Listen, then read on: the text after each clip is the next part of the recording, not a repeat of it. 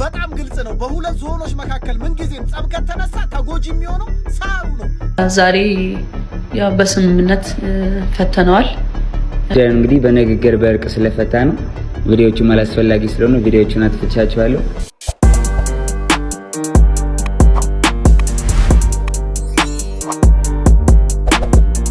ሰላም ጋይስ እንዴት ናችሁ? ትላንትና የተፈጠረውን ነገር ሁላችሁም ታውቃላችሁ ከጆን ዳንኤል ጋር ማለት ነው። እና ዛሬ ያው በስምምነት ፈተነዋል። ስለኔ የተጨነቃችሁልኝ በሙሉ በጣም ነው የማመሰግነው። ቴንክ ዩ ሶ ማች። ከጎኔ ለሆናችሁ በጣም አመሰግናለሁ። እግዚአብሔር ያክብርልን። ሌላውን ስለኔ የማሳውቃችሁ ይሆናል ከትንሽ ጊዜ በኋላ። ያሉትን መረጃዎች በሙሉ ትንሽ ጊዜ ይወስድብኛል እና ማስረዳችሁ ይሆናል፣ ማሳያችሁ ይሆናል።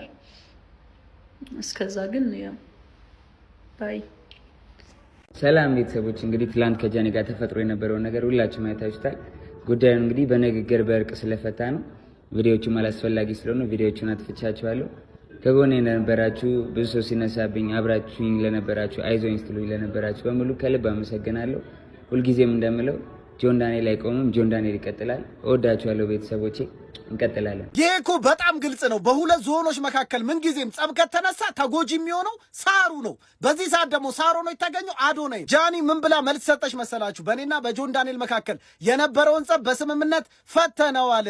ስለ እኔ ስትጨነቁ ለነበራችሁ ቤተሰቦች ከልብ አመሰግናለሁ ምናምን እያለች በቱስሪ ሸብ ስታደረገን ነበር። ጃኒ አንድ ነገር ማወቅ ያለብሽ፣ ጆን ዳንኤል የራሱን እውነታ ከተናገረበት ሰዓት ጀምሮ ህዝቡ እየተጨነቀ ያለው ለአንቺ ሳይሆን ለአዶናይ። አዶናይ ከዚህ ቲክቶክ መንደር ላይ ከጠፋ 24 ሰዓት አልፎታል። አንቺ ግን አሁንም መተሽ ስለ ራስሽና ስላላለፈው ህይወትሽ ታወሪያለሽ። ማንም አይሰማሽ። ቤተሰቦቼ ሴት የምትረሳው ያው በሴት ነው። የስንቱን ልብ እንዳላከመ ዛሬ እሱ ልብ ሲሰበር ቫዝሊኗን ይዛችሁ ወደ ኢንቦክሱ ጠጋኗ።